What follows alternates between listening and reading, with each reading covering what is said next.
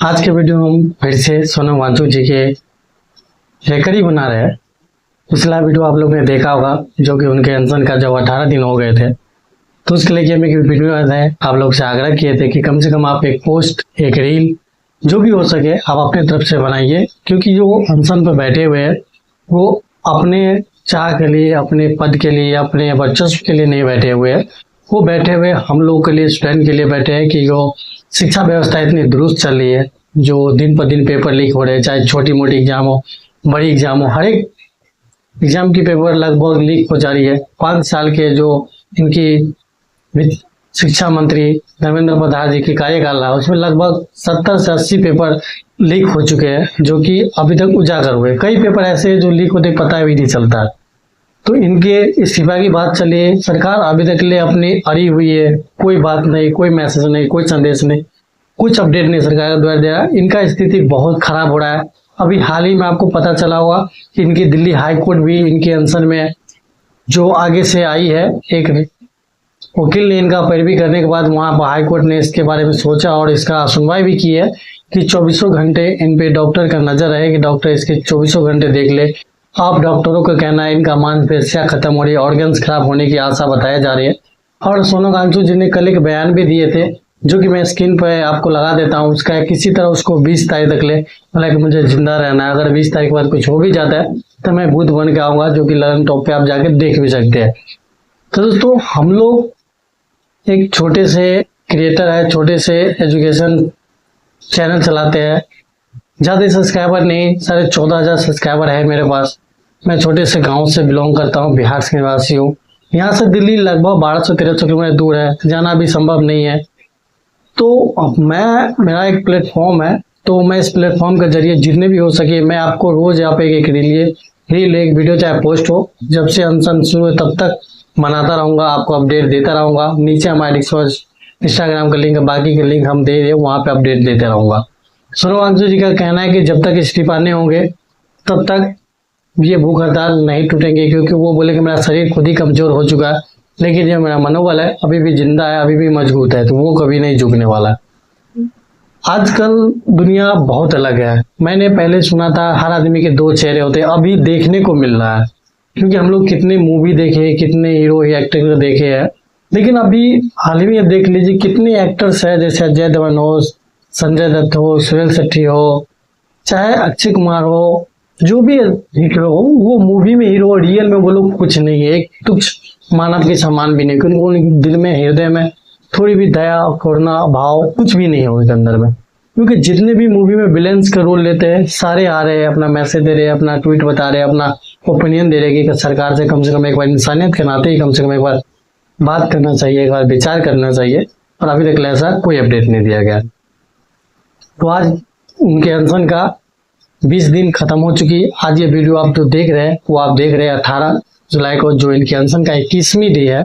जो वीडियो मैंने 20 तारीख को, यानी कि 17 तारीख को रात में शूट किया था, और ये जब ये वीडियो शूट कर रहा हूँ, ये आज आपकी 17 जुलाई 2026 है, जो इनकी अनशन का, आज सोनम वांगचुक जी का अनशन का 20 दिन हो चुका है। अब ये वीडियो आप देख रहे हैं 18 जुलाई को देख रहे हो, जो कि इनके अनशन का 21वां दिन जारी है। सरकार के द्वारा अभी तक ले कोई बयान नहीं आया कि क्या इसका अपडेट देगा, क्या नहीं देगा, कोई बयान नहीं आया। तो दोस्तों, हम लोग को ही एक पोस्ट करना चाहिए, सरकार पर दबाव देना चाहिए। अगर दिल्ली में कोई भी है तो 20 तारीख से क्या है कि संसद का जो ग्रीष्मकालीन सत्र है वो शुरू हो रहा है। कई नेता आए, चंद्रशेखर आए, और बहुत से बड़े नेता, चाहे टीएमसी को, समाजवादी पार्टी को, कांग्रेस का हो, बहुत से पार्टी के नेता, आम आदमी पार्टी के नेता सारे आए। सब बोले कि 20 तारीख हम वहाँ जंतर मंतर से लेके संसद तक जाएंगे।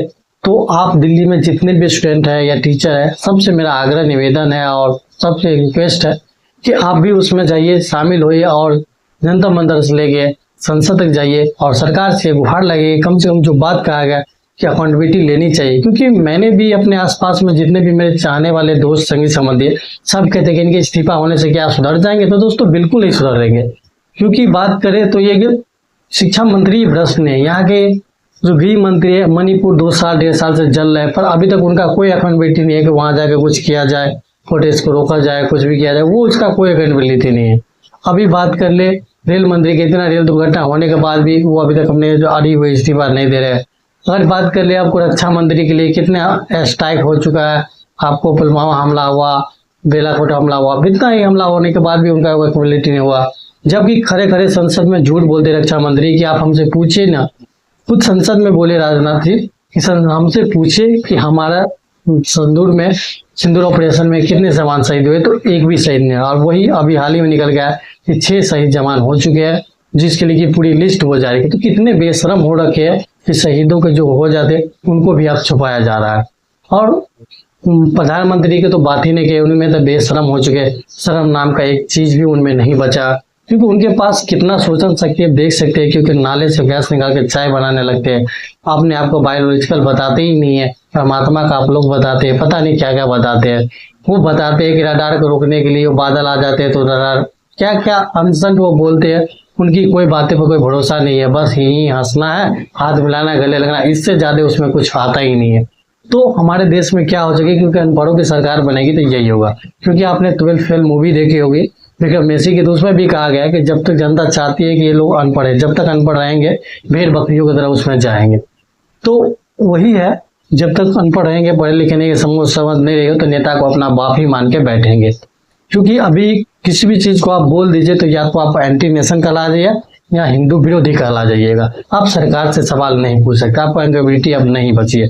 पहले होती, कांग्रेस में भी घोटाला होती, वहां भी पेपर लीक होती, सरकार अपना अकाउंटेबिलिटी लेती थी, इस्तीफा देती थी, बात सामने रखती थी। पर इस सरकार में ऐसा कुछ नहीं हो रहा है। क्योंकि अभी राम मंदिर में चोरी है, उसके लिए कोई अकाउंटेबिलिटी नहीं है। फोटो खिंचाने तो में सबसे आगे रहते हैं, उद्घाटन करने में सबसे आगे रहते हैं, आपको उसकी जो संगठन बनाने में सबसे आगे रहते हैं। लेकिन जो चोरी हुए उसमें अभी सजा देने के लिए एक बार भी ट्वीट नहीं करता, एक भी बार कोई भाषण में आप बोल रहे मन के बात में बस आम कैसे खाना है, आम को कैसे चूस के खाना है, काट के खाना, इस बात पे वो बात करेंगे। विद्यार्थी, स्टूडेंट, रोजगार, इसके नाम पर कुछ नहीं। आज तक जब से 2014 से बना है, एक भी चीज जो बता दीजिए जो सस्ता किया हो। हर चीज महंगा, डबल रेट, ट्रिपल रेट किया जा रहा है। अभी पेट्रोल एथेनॉल मिलाया जा रहा है, T20 जम जया हो जाए, जबकि दाम 114 से 15 चल रही है। नॉर्मल पेट्रोल जो शुद्ध पेट्रोल हो 150 के पार हो चुके, 167-68 तक पहुंच चुके हैं। जबकि हमारे देश से जहां जहां पेट्रोल भेजा तो वहां भी इससे कम रेट चलते हैं। फिर भी देख सकते सरकार हर चीज पे अकाउंटेबिलिटी से अपना दूर रहता है, अपना रिस्पॉन्सिबिलिटी लेती ही नहीं है। तीन सरकार को देना चाहिए कि आप जनता के नौकर है और जनता की बात आपको सुननी पड़ेगी। हम नहीं चाहते कांग्रेस पार्टी का आप समर्थन करे ना करे, उससे कोई फर्क नहीं पड़ता। कि सोनम वांगचुक जी देश के लिए बहुत कीजिए, बहुत अच्छे साइंटिस्ट। इससे पहले एक साइंटिस्ट का जो बलिदान है वो बीजेपी सरकार ले चुकी है 2018 में, GD अग्रवाल है, जो कि वो भी एक प्रोफेसर थे, साइंटिस्ट, गंगा को पवित्र करने के लिए पूरा रोड मैप थे उनके पास। वो भी 111 दिन सर पर बैठने के बाद उनकी मृत्यु हो गई।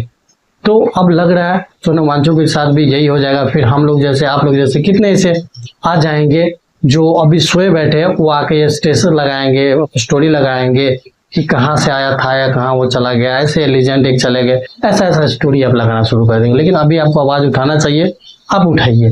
एक बहुत बड़ी एक शायरी है, जो शायरी मैं आपको साथ कहना चाहता हूँ, सुनना चाहता हूँ, वो शायरी सुन लीजिए। ये वीडियो का अंत के लिए मैं शायरी कहना चाहता हूँ कि लड़ो, लड़ नहीं सकते हैं तो बोलो, बोल नहीं सकते हैं तो लिखो, लिख नहीं सकते हैं तो साथ दो। अगर आप साथ नहीं दे सकते तो काम करने वाला का मनोबल बढ़ाओ। अगर ज्यादा ये भी नहीं कर सकते हैं तो जो कर रहे हैं उनका मनोबल मत तोड़ो, क्योंकि तुम्हारे हिस्से की लड़ाई वो लड़ रहा है। ये खुदीराम बोस जी का सबका साहित्य में ये लिखा गया है कि जो लड़ नहीं सकते तो बोलो, बोल नहीं सकते तो लिखो, लिख नहीं सकते तो साथ दो। अगर साथ नहीं दे सकते जो तुम्हारे लिए लड़ रहे हैं उनका मनोबल नहीं तोड़ो। तो दोस्तों आप लोग इसके बारे में कुछ अपडेट दीजिए। आप सोशल मीडिया पर है भी, सारी कंटेंट लगभग हो गई। आप एक वीडियो बनाइए, एक ट्वीट करिए, एक पोस्ट करिए, जो भी करिए वो आपके लिए करे। सोनम वांगचुक एक जरूर आप लोग से निवेदन है कि एक से एक ट्वीट करिए कि सरकार तक आवाज पहुंचे, क्योंकि अब सरकार के कानों में आवाज पहुंचाना है हम लोग, आप लोग ही ये कर सकते हैं। तो सोनम वांगचुक जी का आज 21वां दिन है। अब देखिए संसद जो 20 जुलाई से शुरू होगा, उसके बाद क्या होता है। जब तक आप लोगों के साथ छोटी बड़ी जो भी अपडेट इससे लेके आएगी, आप लोगों को वीडियो बनाकर अपडेट देते रहेंगे। बाकी आप लोग इसके बारे में क्या सोचते हैं कमेंट सेक्शन में जरूर कमेंट रखिएगा। धन्यवाद, जय हिंद।